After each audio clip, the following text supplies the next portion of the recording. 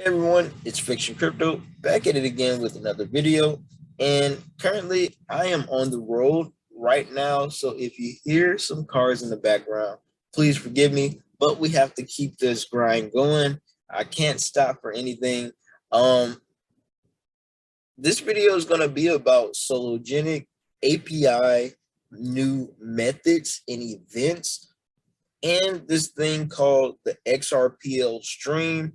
Now, it's kind of a technical video, and it's going to be a little bit short because I really need more people to talk about this, and I just wanted to bring some light to this. So let's get straight into it. We had a tweet that was deleted, and I got to start screenshotting this stuff because when we get these tweets that lead to this type of information, we got to know who it came from, and it just gives us great, it just gives us a heads up, like, hey, we gotta lead back to where we need to go to.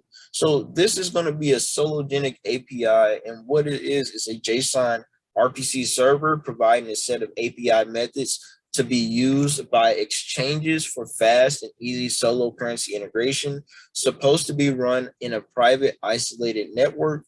Now, I'm assuming from what I've been looking at, these JSON RPC servers, the methods, what it's going to be doing is giving it a set of event emitters in this, and it's going to be able to help other types of servers connect to the Sologenic API. We need other servers in other languages and other databases to connect to the XRP ledger and the Sologenic exchange, because what this is going to do is bring the interoperability to its peak. This is what interoperability is: learning the code languages, figuring out how to make everything communicate with each other, and running those programs and making sure they work. When I was looking up a JSON RPC server, this said right here that this is a remote procedure call protocol encoded in JSON. It is similar to the XML RPC protocol, defining only a few data types and commands. A JSON RPC allows for notifications. That's what we're talking about, these events, and multiple calls to be sent to a server, which may be answered asynchronously. And what was really interesting about that is the type of events that we will be getting, or these notifications. And these are the new event emitters and listeners.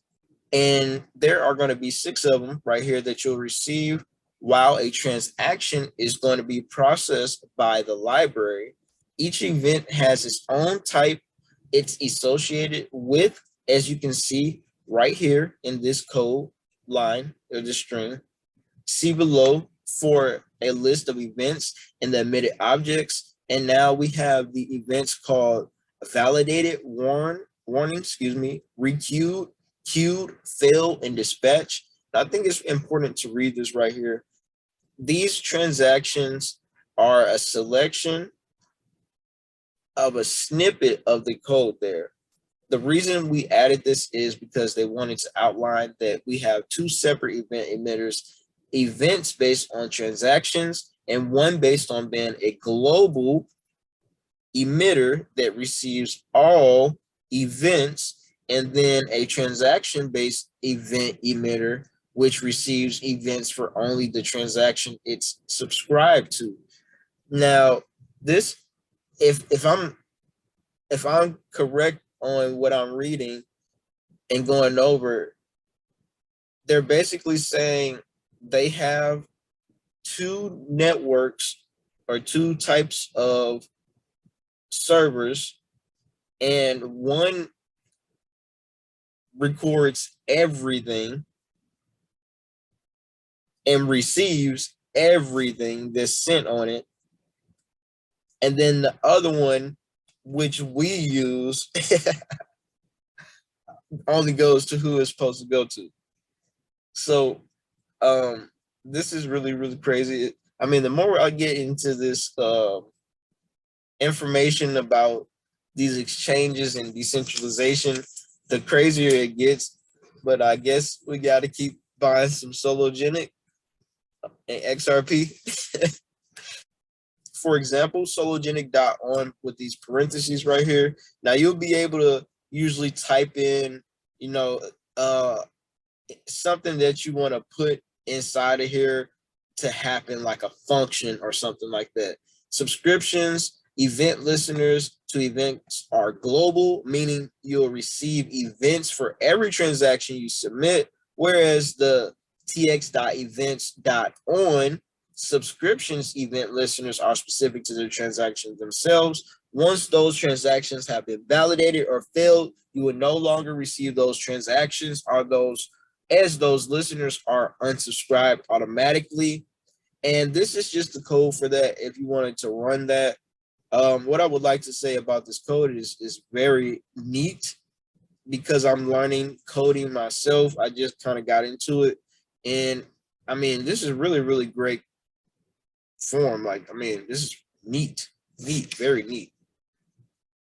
What is interesting about these transactions is that each of these transactions that is created by this new Sologenic Xrpl transaction stream is a library will have its own unique UUID-v4 that is used for tracking purposes in the queue system. This TXID is not the same as the XRP ledger hash. Now, what I'm getting out of this is that all of our transactions that are from our addresses that go through this will have its own library for Sologenic to go to whenever they need to figure out where we have sent our transactions to, this and this, so on and so on. They say it's used for tracking purposes, and I don't even know what this is for, but I'm literally just reading this and kind of just figuring it out. It's kind of common sense, but I mean, I don't know. When you are receiving events while the transaction is undergoing the process in the XRPL, you'll receive your transaction ID, which can be used to verify your transaction has been completed. In addition, once you find the transaction has been validated in the XRPL, you'll notice the tx.id is appended to a memo field within the transaction itself. The TXID field is non-async and does not change if the transaction is requeued or failed, so that you have the option of going back to check its state. And that is very, very technical. Like I said, some of this is going to be above my pay grade, but we definitely have to push this out to the public to get more awareness of what's going on. We will be getting these events. These events will be a validation event, a warning event, a requeued event, a queued event, a failed event, and a dispatched event. Now, what's the purpose of this Sologenic XRPL stream? This will allow new clients, new servers, new databases to connect to the XRP ledger with their own types of code languages and information already stored previously of what they have, basically. And all those transactions will be able to run from their databases into this XRPL stream, giving it a tracking purpose in a new system to handle transactions on the XRP ledger. They also have an optional database to handle the back end transactions, and that is called a Redis system right here. And this is what I talk about when I say it's a little bit higher or technical than what I know. I really have only been in crypto for about a year and a half, going on 2 years now. But what I found interesting is all of this will be happening in less than 5 seconds. So, I mean, This is ridiculous for all of this to be happening this fast. Events are reported back to the client using a global event emitter and a transaction-specific event emitter. This allows clients to track the status of their transactions and take action based on the results. Productions and use the React Native wallet from Sologenic and the React Electron wallet from Sologenic. There are two types of users who benefit from this library. Usually exchanges who have large volumes or large transactions. They want to ensure and they receive reliable delivery. They can receive every notification throughout their transaction validation process. The other people who benefit from this is users who don't want to deal with transaction dispatching, validations, and errors on the XRP ledger. And you can participate by installing these packages right here. And as you see, one more time, looking at this graph, it's just a very interesting thing that's going on. All of this is going on in less than 5 seconds.